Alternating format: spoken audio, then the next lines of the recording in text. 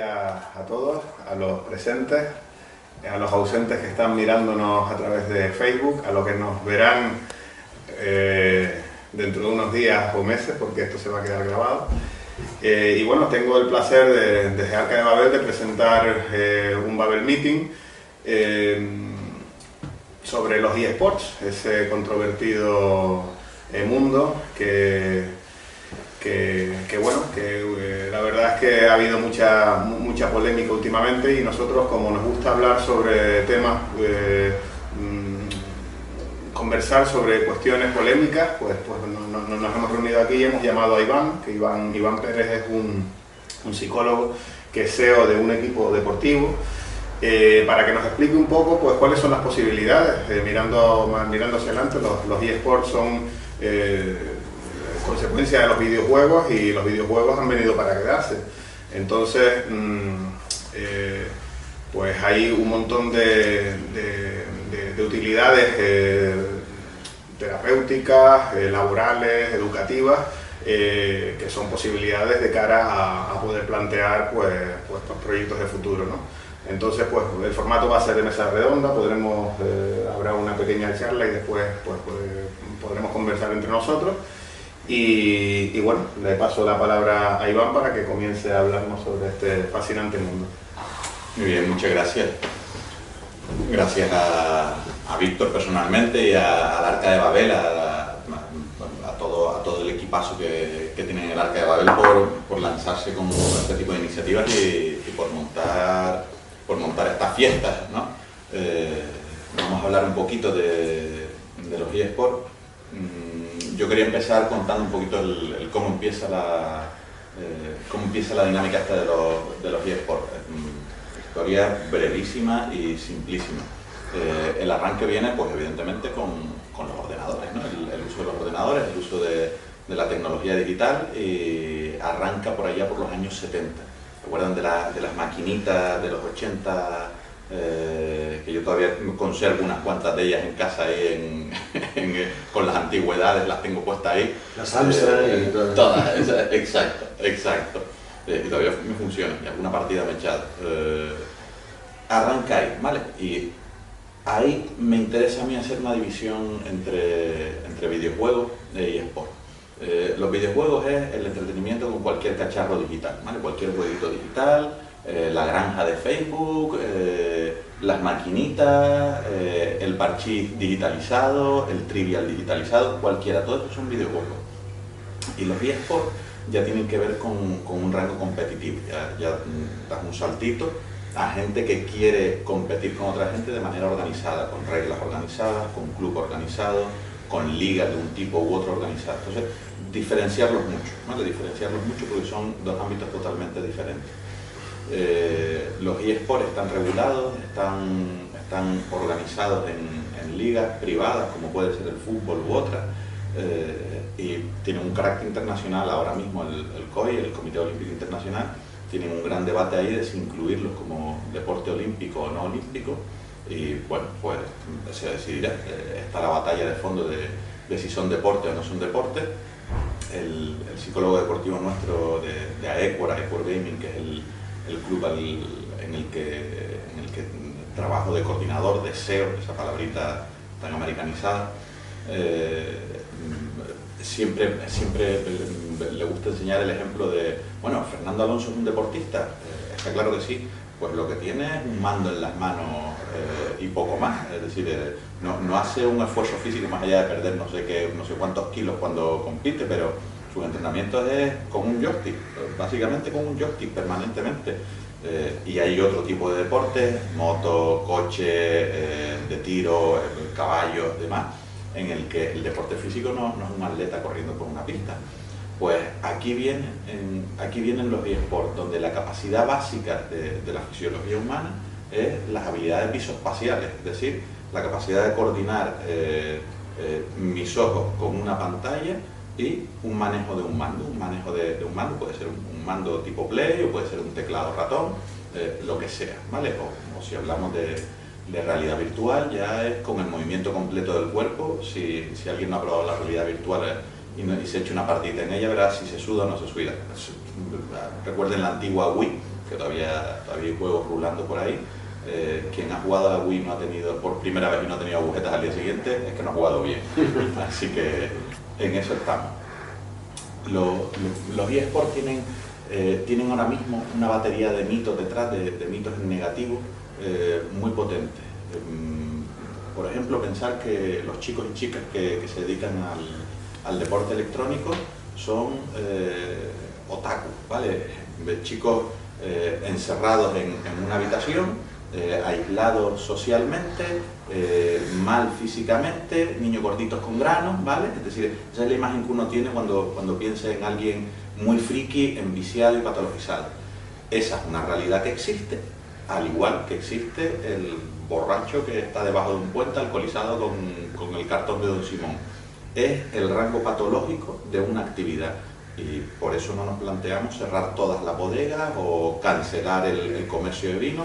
Como decía el director de la Organización Mundial de la Salud, en el área de salud mental, cuando se incluyen los videojuegos como una posible adicción, dice que los incluyamos porque es una realidad que está en nuestra sociedad, no porque sea un automático entre videojuegos y adicción. Es decir, y ponía efectivamente el ejemplo del vino. No es lo mismo tomar una copa de vino que ser alcohólico, no es lo mismo jugar a videojuegos que tener una adicción. Entonces, esa realidad existe. ¿Es la habitual? En absoluto, no es la habitual. Y ahí viene la primera gran oportunidad educativa que tenemos con los videojuegos. Los videojuegos es un tsunami que ha venido. Y hay gente que ha decidido que lo mejor es ponerse de espaldas al tsunami para no saber qué es lo que pasa y ya eso se deshará solo. Es una realidad que ha venido para quedarse, es una realidad que está aquí. Y hay gente que está poniéndose en contra de los videojuegos y hay gente que está mirándolos de cara y diciendo, vale, esto es lo que engancha, vamos a ver qué oportunidades podemos sacar de esto para educar. Y yo siempre pongo el ejemplo de cuando uno piensa en chiquitos jóvenes maleducados digitalmente, a mí siempre me viene a la cabeza tenemos que educar, porque si no educamos a esta gente nos acabará pasando como la expresidenta del Parlamento Español, Celia Villalobos, que se dedicaba a echar una partidita de Candy Crush en mitad de su trabajo. Es decir, eso no puede pasar, y eso pasa por la educación en lo digital, la educación en los videojuegos. Y Celia Villalobos no pasa por un jovencito gordo con grano, era la presidenta del Parlamento, es decir, pero tenía una mala educación en la gestión de los videojuegos, en la gestión del uso de los videojuegos. ¿Cuál es el vagón de enganche para poder educar esa actividad base? Los eSports, que son los que se visualizan. Nadie me va a ver a mí echando una partida en mi casa al StarCraft, a nadie le interesa lo mal que juego, pero sí interesa a la gente que está compitiendo. Entonces, a través de esos jugadores y jugadoras es donde podemos empezar a trabajar. Ahí viene la rotura del primer gran mito, que todo el que usa videojuegos tiene un problema de adicción. No, es una actividad que yo reconozco además como muy adictiva, es muy agradable, es muy entretenida, pero que tenemos que educarla, tenemos que integrarla dentro de los criterios educativos. Primer mito, que espero que se rompa, asimilar videojuegos con una adicción automática. Yo siempre lo digo, las adicciones se caracterizan por un par de elementos. Una actividad constante en el hecho, lo que sea, una rotura de relaciones sociales, habilidades laborales o habilidades educativas, y ahí ya tenemos una adicción, ¿vale? Cuando mi hijo o mi sobrino se dedican a jugar 6 horas por la tarde y dejan de hacer las actividades o dejan de relacionarse con amigos, ¿tienen una adicción? Pues probablemente, si eso se prolonga mucho en el tiempo, probablemente esté pasando eso. Pero si mi hijo se pega 4 o 6 horas comiendo manzanas todas las tardes y se deja, pues es lo mismo, tiene una adicción a las manzanas. Los videojuegos son muy potentes, sí, tenemos que usarlos para sacarles de esa adicción y mandarles a otro plano. Después viene otro mito, que es el aislamiento social de la gente que utiliza videojuegos, que utiliza nuevas tecnologías. Las investigaciones ya no tan recientes se siguen realizando, nos indican que cuando uno se relaciona con un amigo, con alguien que quiere, se activan ciertas zonas del cerebro, ¿no? Empiezan a activar. Si hiciéramos ahí un escáner, veríamos cómo esas zonas se van colorando con más actividad. La gente que tiene ahora menos de 30 y ha nacido con internet, las zonas que se activan cuando tienen un amigo digital, cuando tienen una conversación con su coleguita que está ahora mismo en Australia, la zona que se activa en mí no es la misma porque yo no lo vivo como una amistad que me genere apego, que me genere cierta satisfacción, pero alguien que ha nacido con internet sí se activa. Por lo tanto, como decía Vilches, el sociólogo chileno, yo soy un inmigrante digital, yo he venido a un territorio que no es mío y estoy aprendiéndolo, pero hay nativos digitales, ellos lo viven como una realidad propia. Cuando trabajamos desde la psicología con la realidad de los videojuegos, al alumnado en prácticas de los másteres, de los diferentes másteres que tenemos convenios en Danae, les hago pasar por manejar las nuevas tecnologías, por habituarse a los videojuegos, por habituarse a la comunicación en las redes sociales, porque es una realidad que está ahí y es una realidad tan útil, tan práctica y que te hace llegar al fondo de la persona, de gente habitualmente de menos de 30, no vale para todos, pero de menos de 30, que hay que conocerla. Después, reincidiendo en la parte patológica de las habilidades sociales, a nosotros nos ha pasado al contrario. La experiencia que nosotros tenemos, en concreto estoy recordando ahora a un chiquito, varios datos para no dar pista de ningún dato, por supuesto, para no dar nada concreto. Un chiquito más o menos jovencito, que se venía por un problema de habilidades sociales, por un problema de aislamiento social. ¿Por dónde empezamos? Por tener una charlita a ver a qué jugaba. Y por supuesto, ahora la moda es el Fortnite. Fortnite o Fornite, depende de cómo lo quieran llamar. Fortnite, me suena menos extraño. Tenía ahí un enganche con el Fortnite muy potente. Y tenía un grupillo de amigos, de 5 o 6 amigos digitales, con los que no tenía problemas de habilidades sociales. Tenía una gran habilidad, sabía comunicarse, además en un inglés razonablemente bueno para la edad que tenía. Tenía sus amigos digitales. Empezamos pidiéndole que generara un vínculo mayor, que no solamente contactara con ellos en los momentos de partidas de Fortnite. Ya pasaron al Discord, para quien no lo sepa, una plataforma de comunicación, como puede ser el Skype o el teléfono móvil si nos viene más cercano. Empezó a mantener cierto vínculo con esos chicos. Ya había conseguido romper una limitación que tenía, que era: yo no soy capaz de entablar una amistad. Ya fue capaz de entablar una amistad digital. El siguiente paso fue pedirle que diera un saltito a amistades más analógicas, más físicas, ¿vale? Es decir, que saltáramos de lo digital y lo trabajáramos en espejo en la realidad física. Y efectivamente, asumiendo sus capacidades, sus habilidades dentro de lo digital, fue capaz de dar el saltito a lo físico, ¿vale? Porque ya estuvo convencido de que él era capaz, de que él podía, de que él tenía esa capacidad. ¿A través de qué entramos a convencer, a empoderar, a darle capacidad a ese chico para que pudiera dar el salto? A través de lo que él vive como propio, como natural, que es el Fortnite, ¿vale? Que es lo digital. Convencer al padre y a la madre de este hecho, pues no fue una tarea sencilla, porque lo que los padres pensaban que había que hacer es: te voy a cortar los videojuegos para que tú te veas obligado a salir de casa, a tener amigos que ellos consideraban de verdad. Cuando nosotros le dijimos: no, los amigos que tienen la red son de verdad, son amigos reales, son gente que existe, no son un bot, no son un robot, no son una plataforma. ¿Y algunos más? Sí, por supuesto, los niveles de confidencialidad que se establecen en algunos casos de amistades digitales son muy potentes. Así es. Cuando los padres ven efectivamente que eso, yo creo que me creyeron, no tengo muy claro si me creyeron o se obligaron a creerme, pero que esa era la fórmula: no cortarle el videojuego, sino fomentarle una manera de jugar y una manera de dar el salto. El pibe ya estaba preparado para saltar al mundo con muchos menos miedos de los que tenía. Ya había tenido una plataforma de entrenamiento muy potente, que eran sus coleguitas de Fortnite.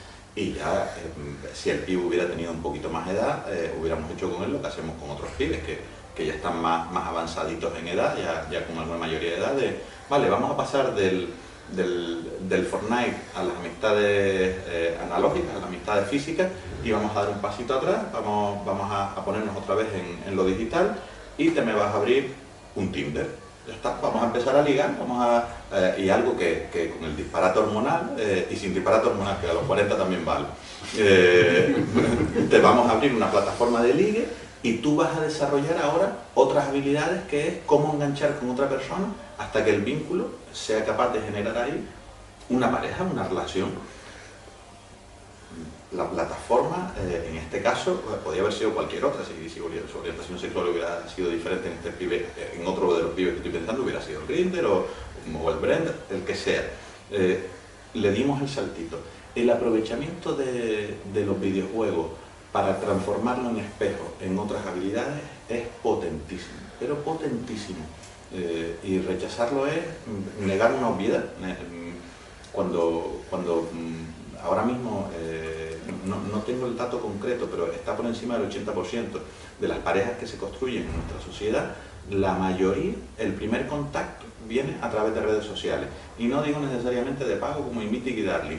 Pueden ser a través de Instagram, de te doy un me gusta, me das un me gusta, te doy un me gusta, me das un me gusta, y pasamos al DM, pasamos a la plataforma de contacto directo. Oh, ¿qué tal? Me gustan mucho tus fotos, ¿qué bien te lo ocurre? Bla, bla, bla. Y ahí empieza la relación. Hemos tenido un primer contacto digital y después pasamos a un contacto físico. Y te ahorras las 20 copas del viernes por la noche, la resaca del sábado y el tener que saber altura, peso, profesión, dónde vive, dónde no vive. Te ahorras una conversación pesadísima, repetidísima, y te ahorras al cáncamo pesado que tienes a tu lado ahí, metiendo ficha, echando millos y no pudiéndole bloquear en mitad de un bar. Te ahorras 20.000 historias. Es mucho más sencillo. ¿Cuál es nuestro arranque? La diversión.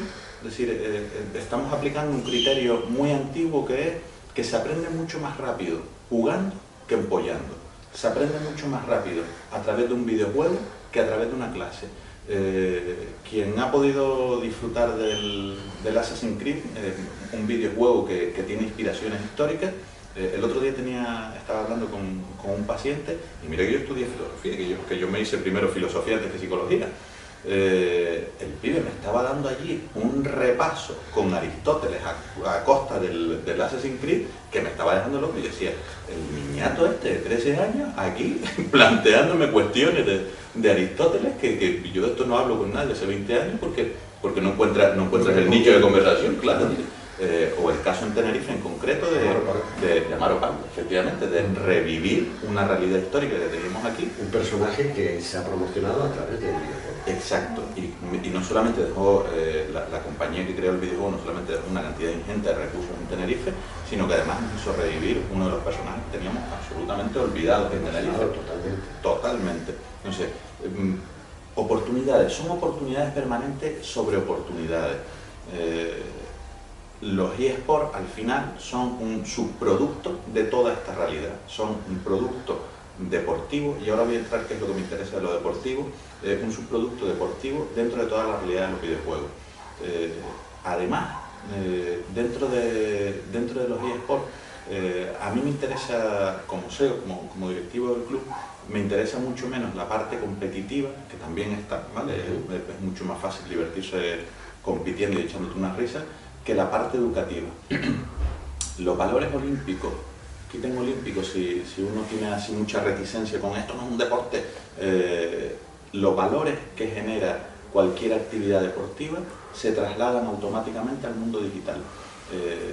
Valores de saber comunicarse, valores de saber recibir órdenes, saber dar órdenes, saber trabajar en un equipo de personas, no defendiendo solo tus intereses, sino defendiendo los intereses del equipo. La constancia, la capacidad de sacrificio, las normas educativas.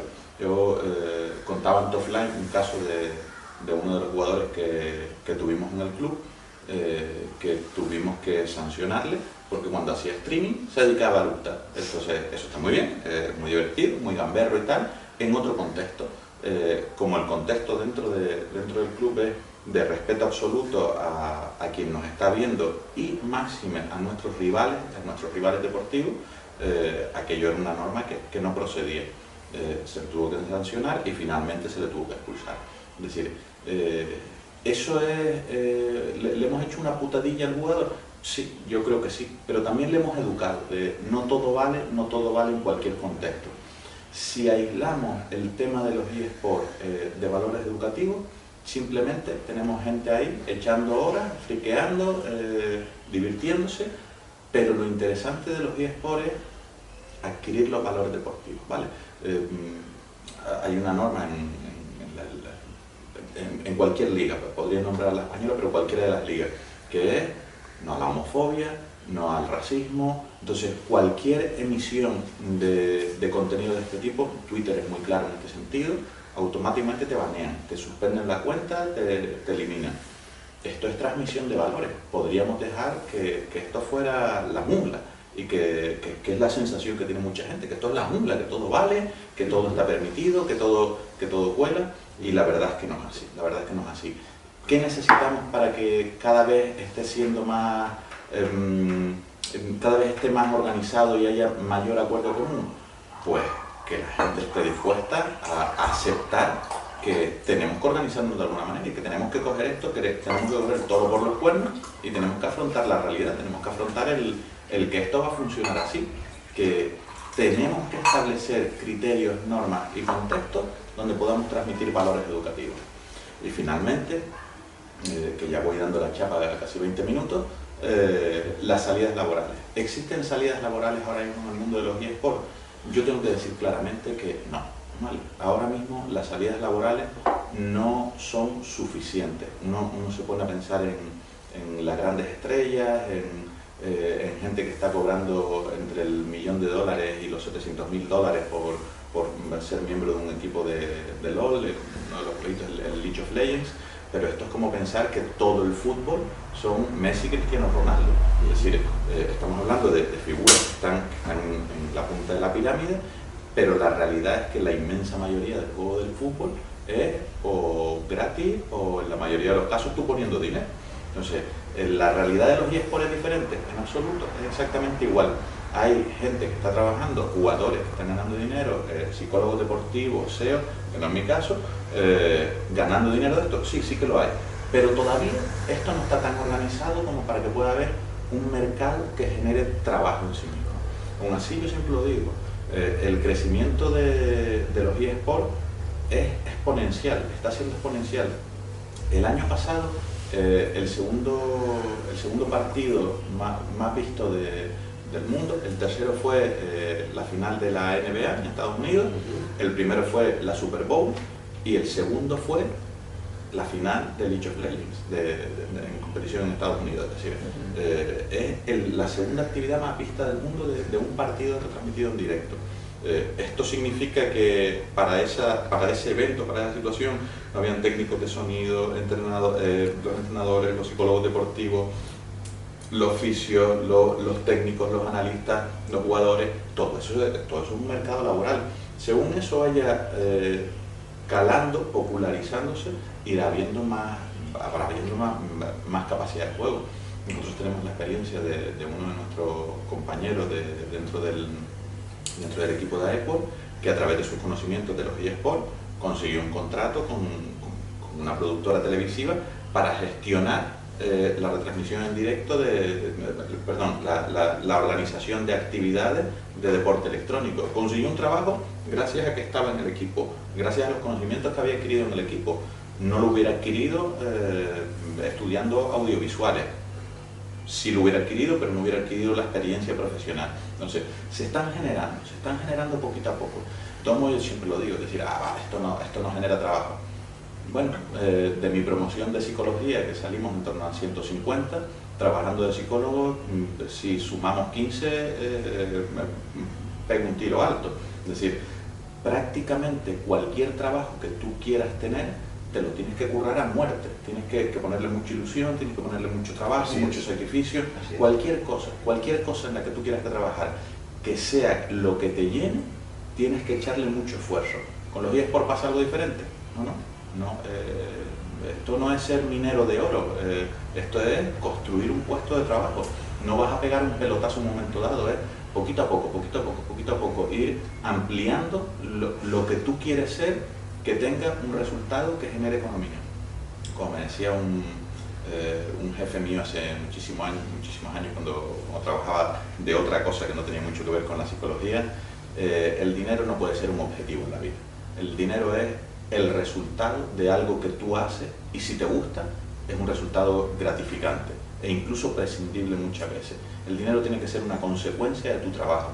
no un objetivo de tu trabajo. Con los eSports pasa exactamente igual. Y esta es la idea. ¿Salidas laborales hay? No de golpe, pero sí que hay un mercado laboral muy intenso y cada vez más amplio, cada vez se va ampliando más. Y a mí me encantaría que empezaran a salir educadores, extraescolares, actividades lúdicas,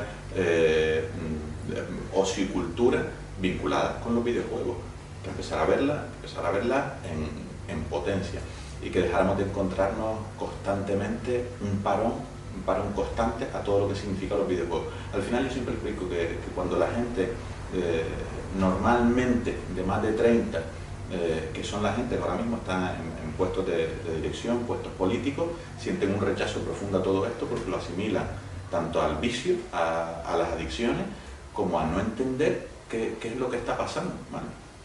En los años 50 a esta gente se les decía que los cómics les iban a comer la cabeza y que se iban a volver violentos. Sí. A mí en los años 80 me decían que tantas horas delante de la caja boba me iba a ser un delincuente y un empanado.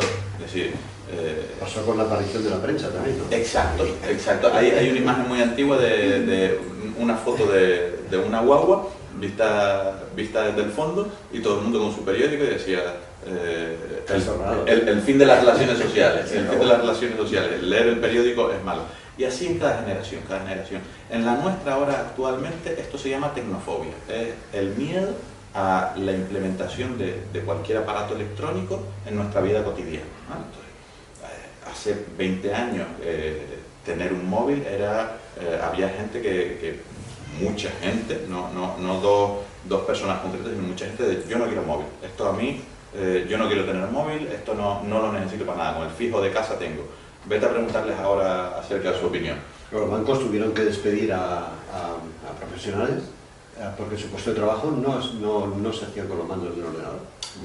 Exacto, es decir, no fueron capaces de adaptarse. No fueron capaces. Pues estamos en esa nueva realidad, estamos en la realidad de, oye, lo tecnológico puede ser negativo, puede ser aislante, puede ser peligroso, pero tiene tantas capacidades para mejorar nuestra vida, para mejorar nuestras relaciones y para mejorar nuestros valores, que tenemos que descubrirlas y aprovecharlas. Entonces, la batalla es más o menos constante. Yo cuando voy a cualquier reunión con políticos, empresarios, para hablar de eSport, siempre me pego 15 minutos explicando con 2 o 3 ejemplos las virtudes de utilizar esto para X cosas. Y me sorprende mucho cuando me dicen, no, si yo lo entiendo. Me sorprende mucho cuando me dicen eso de entrada, porque no es lo habitual. Entonces, ahora mismo el miedo que hay es más tecnofobia, es más la ignorancia, el desconocimiento. El no saberte adaptar, el no saber que eso es una realidad diferente a la tuya y que la gente de menos de 30 vive en un planeta totalmente diferente gracias a la tecnología al que yo pude experimentar. Es un escenario distinto. Total. Pues esto es lo que trabajamos básicamente desde DANA y desde AEPOR, la adaptación de nuestras capacidades educativas y terapéuticas a través de los videojuegos. Y como fruto, la creación ya hace un par de añitos de AEPOR Gaming, de un club donde se puede jugar, donde se puede competir. Así que yo con esto, dar la brasa a alguien 28 minutos 20 segundos. Si tienen preguntas, dudas o aportaciones, yo encantadísimo. Bueno, yo sí, realmente he escuchado noticias, o estoy al tanto, de que en el ámbito psicológico es utilizado en muchos campos, en muchas especialidades, no solamente la deportiva. Sí que es verdad que tenemos que aprender a convivir en digital y en offline, ¿no? Es como el comercio no sobrevive si no compagina las dos cosas, ¿no? Y existe bidireccionalmente. Hay personas que consultan el producto en internet y lo compran en la tienda, y otras que van a la tienda, lo consultan y lo compran. Bueno, pues realmente no entender esa realidad es vivir al margen de nuestra actualidad, de nuestro tiempo, de nuestro momento, ¿no? Con referencia a lo que decías de la reticencia de los políticos sabemos que se guían más por los beneficios que pueda tener el voto, ¿no? Ese es un gran objetivo.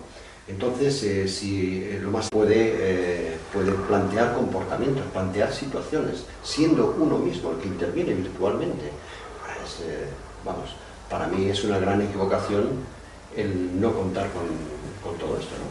Hay un par de cuando fue toda la problemática en Canarias de si se iniciaba una liga interescolar de competición de eSport, que en concreto era un solo juego, el FIFA, la aportación del gobierno de Canarias era de 120.000 euros en compra de material informático, básicamente.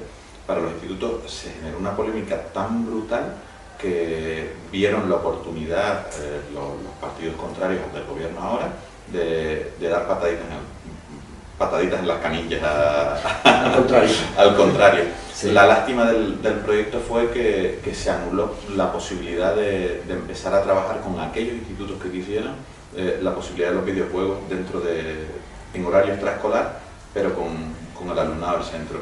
¿Y 120.000 euros? 120.000 euros. Parecían 120 millones. Sí. Parecía que eran 120 un millones. derroche Sí. sin precedentes. La polémica fue mucho más amplia de los 120.000 euros. Es un dineral para mi bolsillo, pero para la comunidad canaria es una miseria. Es decir, era una miseria. Sin embargo, cuando uno ponía los ejemplos no voy a decir Corea, que tiene otro ámbito, que es están a otro nivel en el tema de la digitalización de la educación y de la integración de los videojuegos en la cultura, sino voy a poner países mucho más cercanos. Noruega e Inglaterra lo tiene metido dentro de los planes educativos, no en horario extraescolar, sino dentro de los planes educativos. Y hombre, si tenemos que coger algún país como referente educativo, Noruega parece que es muy conveniente. Entonces, fue una polémica, no era una polémica en torno a los videojuegos, era una polémica de tecnofobia, el miedo a esto que nos viene y que nos va a coger y que yo no entiendo y que va a convertir a mi hijo en un friki, gordo, aislado, sin amigos. Es decir, ¿cómo va el gobierno de Canarias a pretender eso? Bueno, yo creo que al final políticamente le salió bien al partido del gobierno, porque al final lo único que consiguieron es que un montón de gente joven dijera: esta gente sí me apoya y esta gente no me apoya. Es decir, yo creo que la jugada políticamente le salió bien, pero a quien le salió mal fue a la ciudadanía. Es decir, estábamos hablando de una miseria de dinero, era una competición extraescolar. Recuperar un centro en el que se han invertido un montón de recursos. Y que en el programa educativo, en el programa de la competición al que teníamos acceso, al principio sí a ver qué es lo que van a proponer, no sé, que sea un disparate. Sin embargo, la dedicación funcionaba, tenía criterios muy parecidos a los de un club. Había una parte de educación que era padre, había una parte que era actividad física, que es una cosa de la que obligamos a nuestros jugadores, tú tienes, para poder jugar bien a esto, sentadito en una silla, con concentración, enfocado plenamente a una partida, tú tienes que tener unas habilidades emocionales de concentración y de salud física razonables para poderte dedicarte a esta actividad. Por lo tanto, tienes que hacer deporte, porque el manejo de tu cuerpo. Así es. Entonces, el plan era ese, pero lo que sobrevino a todo eso es: el gobierno de Canarias pretende meter videojuegos en las aulas, como si esto fuera en clase de matemáticas, y yo allí con el móvil echándome una partidita al Tank World. Simplificó el debate, lo llevó a la mínima. Pero es que en realidad a mí el fruto que saqué de esa polémica fue: vale, hay una parte de la sociedad que cuando piensa en videojuegos piensa en la parte patológica de los videojuegos, no piensa en las oportunidades que tenemos. Entonces, mientras más capaces seamos de ir convenciendo poco a poco a la gente de que esto es una oportunidad, mientras más visibilización tenga las capacidades educativas de la tecnología lúdica, los videojuegos, más seremos capaces de adelantar procesos de comunicación de valores, de transmisión de oportunidades. Pues a nosotros, a Equor, hace relativamente poco, se nos solicitaron jugadores para pasar pruebas de las habilidades, de la visión foveal. La visión foveal es, uno está centrado en un punto y mis ojos están viendo a dos personas, aunque no esté enfocado. Los jugadores que se dedican profesionalmente o de manera amateur, pero de manera intensiva, a jugar a un juego, aprenden a estar enfocados en el personaje que está en el centro, pero por aquí están viendo la cantidad de gemas, recursos, vida, energía que tengo, y por aquí tengo el mapa del juego que se está jugando y dónde van los otros personajes y dónde van mis compañeros. La ampliación de la visión foveal y la capacidad de concentrarte en varios puntos, aunque no estés enfocado en el centro, se aprende muchísimo más rápido a través de un videojuego que con habilidades. Si alguien quiere echarse ¿en qué se han incorporado los videojuegos hace mucho a la gestión de los que ahora somos adultos? Piensen cada vez que tienen que renovar el carnet de conducir. La partidita que les hacen echarse allí con 2 manditos y la pelotita. Yo cuando veo un pibe de 20 años en los centros de conductores haciendo eso sin ningún fallo, digo, esto es una partida tonta para un pibe, y cuando coge un coche en sus manos... Y son habilidades necesarias para coger un coche. Total. O sea, no estamos hablando de que sea un jueguito por el que tienes que pasar, que no sirve para nada. O sea, es fundamental que cuando tú estás conduciendo tengas esa visión. Yo, a nota personal, hace poco, esto con que la policía no lo sepa, suficiente. Hace poco me quedé sin frenos en el coche, tuve un fallo mecánico, me quedé sin frenos en el coche bajando la autopista, para que no lo sepa, de la Laguna Santa Cruz hay una pendiente divertida, y si no fuera gracias a haberme echado unas cuantas partidas al Colin McRae, un juego de rally, yo no hubiera sabido gestionar el cómo tenía que ir frenando el coche, porque a mí en la autoescuela nadie me enseñó a qué pasa si me queda el coche sin frenos en una cuesta abajo. Es decir, no hubiera sabido cómo gestionar toda esa situación si no llega a ser gracias a un videojuego. ¿Los videojuegos me han salvado la vida? Hombre, yo no quiero ser muy dramático tampoco, pero yo creo que por lo menos me ayudaron a no empotrar el coche que era algo que mi padre me decía cuando me decía, si te quedas sin freno, arrima el coche a la mediana y ráyalo hasta que se frene. No, hay otra fórmula que aprendes con un videojuego. Entonces, aplicaciones diarias, yo no me he quedado diario sin freno, gracias a Dios, pero aplicaciones diarias efectivamente de cómo las habilidades visoespaciales nos ayudan a conducir, por ejemplo, por poner un ejemplo, son muy claras. Bueno, antes Roberto citó el ejemplo de los empleados de banca que se fueron a la calle porque no manejaban un ordenador. De la misma manera, ¿qué pasará con los médicos de 2030 que no sean capaces de manejar los mandos de un robot que está operando? O sea, cuidado porque las cosas... Hay una técnica que es, lo recuerdo de un amigo, él es radiólogo, se dedica en teoría a la radiografía, pero en realidad su trabajo es a través de la vena meter un hilito que llega hasta el cerebro y consigue deshacer nódulos que pueden provocar isquemias, que pueden provocar un fallo neuronal, un fallo masivo, es decir, y no toca al paciente, está con un joystick entrando y con un mapa, es decir, estoy seguro que su formación ha pasado por la virtualización de ese proceso. Total, muy novedoso, no lo estudió en la carrera estudió otras cosas, pero al final... A lo mejor tenía habilidades con los videojuegos. O a lo mejor por edad calculo que sí, pero vamos, que básicamente su trabajo es digital y tiene más que ver con las habilidades visoespaciales, saber coordinar ojos, mente, manitas, que con unas habilidades de otro tipo. Es que estamos en otro planeta. Está claro. Yo pienso que también es un efecto del momento, es decir, cuando la tecnología es tan abrumadora, cuando nos sobrepasan sus beneficios, a veces es difícil para muchas personas de comprenderlo, ¿no? En muchos sectores está pasando, pues eso, que son tantos los beneficios que aporta que no se lo creo. Es decir, no me puedo creer que yo, utilizando virtualmente este proceso, pueda ahorrar todos estos datos. Pues sí, los tienes ahí. Y ha pasado en la historia, pues no sé, con la máquina de coser. Cuando se inventó la máquina de coser, los sastres de París vieron el demonio. Y dijeron, esto hay que romperlo todo, pero ¿cómo puede ser una máquina que cose nosotros? ¿Qué va a ser de nosotros? ¿No es? Bien. No, fueron capaces de pensar, ¿cuánto voy a poder coser con una máquina? Hace poquito en casa yo me divertía mucho, porque en casa hay un par de costureras, no de profesión, sino de oficio, de diversión. hace poquito hacíamos un maricondo allí y teníamos que tirar la mitad de las cosas que había en casa. Y tiré burdas para parar un tren, que eran las revistas estas de patronaje con 20.000 desplegables y tal. Ahora te vas a internet, despliegas y mandas a imprimir. Es absoluto. Sí. El tsunami de las nuevas tecnologías Un tsunami. está aquí. Para verlo llegar de frente, no de espalda como... Sí, te puedes negar que te va a arrollar, que es lo que yo le decía. Bueno, esto yo le intento explicar lo que hay, no le voy a la gente que gestiona, no les puedo convencer de nada, no pretendo convencerles de nada, porque la realidad es muy tosuda, la realidad está ahí y aunque tú mires, aunque te pongas de espalda, te va a arrollar. El asunto es, gestiónalo o deja que otros gestionen, pero no niegues que esto está ahí. Eso es aquí. Un antecedente muy importante para todo esto, yo creo que son los SIM, la vida virtual de los SIM, ¿no?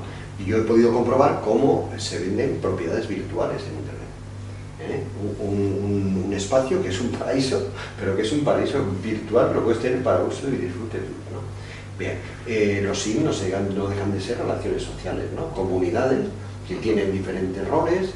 Bueno, pues realmente es una proyección de nuestra persona, de nuestra personalidad en otros ámbitos, ¿no? Ya no queda, lo que queda en el ámbito de nuestra psique se queda ahí, pero ahora es posible compartirlo con otras psiques, ¿no? Es posibilitar la conexión en ese ámbito que tú decías, ¿no? Efectivamente. Pues muy bien. ¿Cuánto nos hemos pegado ya? Pues bueno, Yo creo que más de una hora. No. Cortamos. Muchas gracias, Iván. Ha sido un placer Ha sido un escucharte. placer. A mí me gustaría que, ya que has introducido este tema, pues bueno, contar mutuamente si hay algo que salga en relación con los eSports. Nosotros nos ofrecemos a ser lugar donde hacer cosas, desarrollar algún tipo de proyecto, promover, divulgar.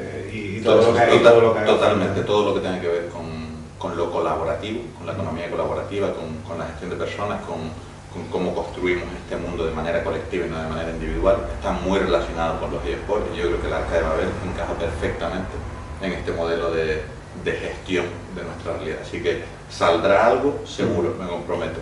Muy bien. Muy bien, muchas gracias. Muy bien.